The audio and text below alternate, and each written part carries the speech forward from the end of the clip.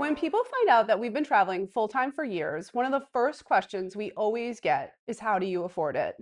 And honestly, it's the same question we asked ourselves before we started. Could we really afford to slow travel or even retire early without running out of money? So, today we're going to walk you through exactly how we figured it out, what we used to spend, what we spend now, the unexpected costs that you don't think about as a nomad, and how simplifying our lives gave us the freedom to live this If you're way. new here, we're two traveling after one, a couple of empty nesters on a mission to explore the world and share all the tips we pick up along the way. Like and subscribe to our channel for everything slow and nomadic travel, practical tips, destination guides, and in-depth information to help you plan your next adventure. Our current travel budget is about $5,000 a month, but when we were living at home, we spent nearly 4 times that amount just maintaining a life we barely had the time to enjoy. For me, it goes back to my dad.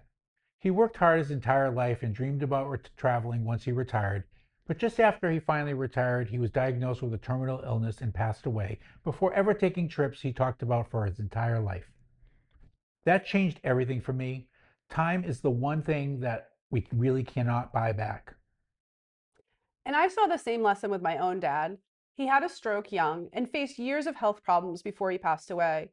Watching that reminded me that you never know what tomorrow will bring, that you have to take that opportunity today. Those experiences really pushed us to look at our own lives. We were both working long hours, trying to support the life that we'd built, the cars, the house, the stuff. But deep down, we really felt like there was more than just acquiring things. We wanted to see more, learn more, and really experience cultures instead of just dreaming about them. That's when we started asking, what if we built a life around experiences instead of possessions?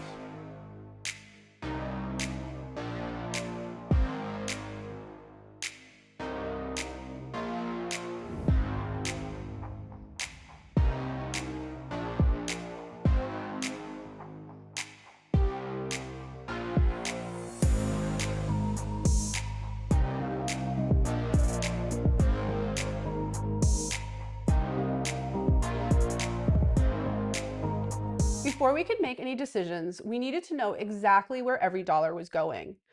And if you know us, I'm the organized one.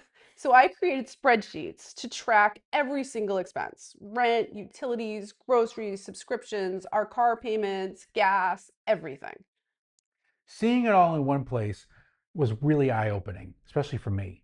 It made us realize how much of our income was going towards maintaining things instead of living a life. So that's our first tip. You can't change what you don't track. Once you see it on paper, it was easier to start cutting what didn't serve us. Once we saw the numbers, we started trimming. First, the small stuff: streaming services, memberships, those quiet little charges that all add up.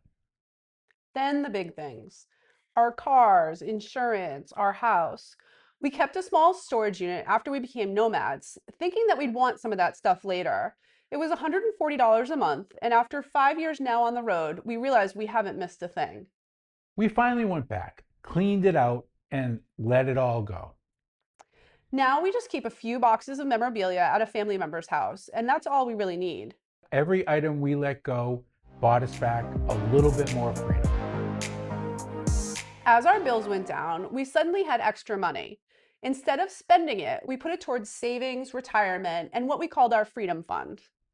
We didn't wait for that magic number. We set a realistic monthly budget and asked, where in the world could we live comfortably on this money? Once we started looking, we realized there were so many possibilities: Portugal, Thailand, Argentina, Italy. A great life doesn't have to be an expensive one. Slow travel isn't free, it just looks different. Some costs disappear, but there are a few new ones that appear. Let's walk through our fixed monthly nomad expenses. So here's our monthly costs. We spend $16.60 a month on our traveling mailbox service.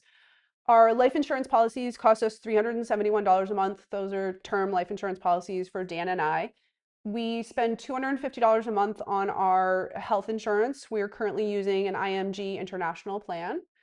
For our US cell phones, we are using Tello. We spend about $22 a month.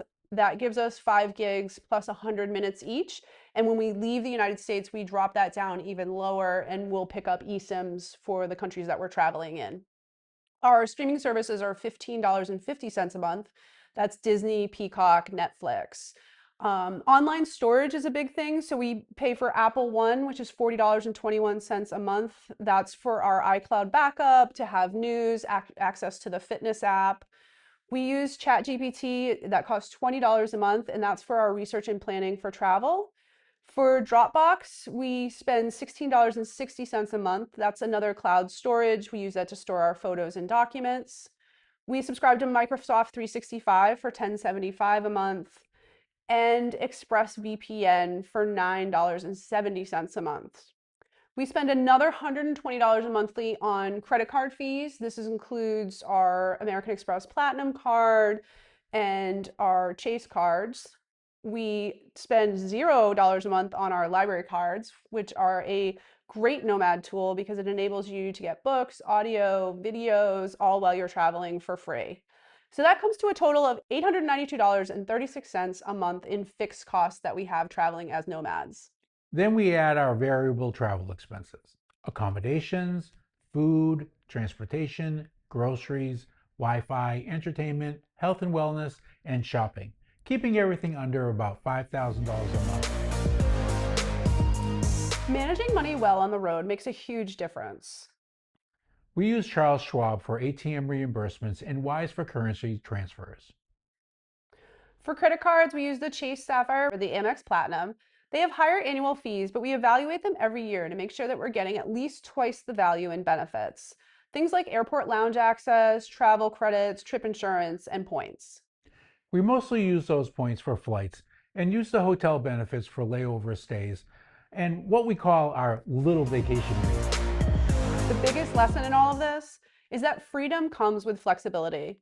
Slow travel lets you adjust, pause, and pivot when you need to. We're not budget travelers, we're value travelers. We spend where it matters, skip where it doesn't, and focus on what makes our lives richer and not busier.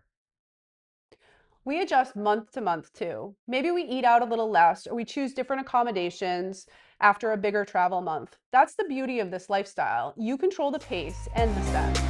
When we finally compared our life at home budget to our life on the road budget, it shocked us. At home, we spent almost 4 times what we do now: rent, cars, insurance, utilities, entertainment, shopping, you name it. Now, all in, our fixed and travel expenses, we average around $5,000 a month. For that, we get time, flexibility, and a life filled with experiences instead of things. That's the math that made this possible. We didn't win the lottery, we just made different choices. If you've ever wondered whether you could afford to slow travel, the answer might surprise you. You don't have to be wealthy, you just have to be intentional. Look at what you spend now and imagine what it could look like if you spent it differently. For us, it meant more sunsets, more time, and more memories, not more stuff. Thanks for watching, and check out our other cost of living videos so you can see what slow travel really costs all around the world. Thanks for watching and happy travels!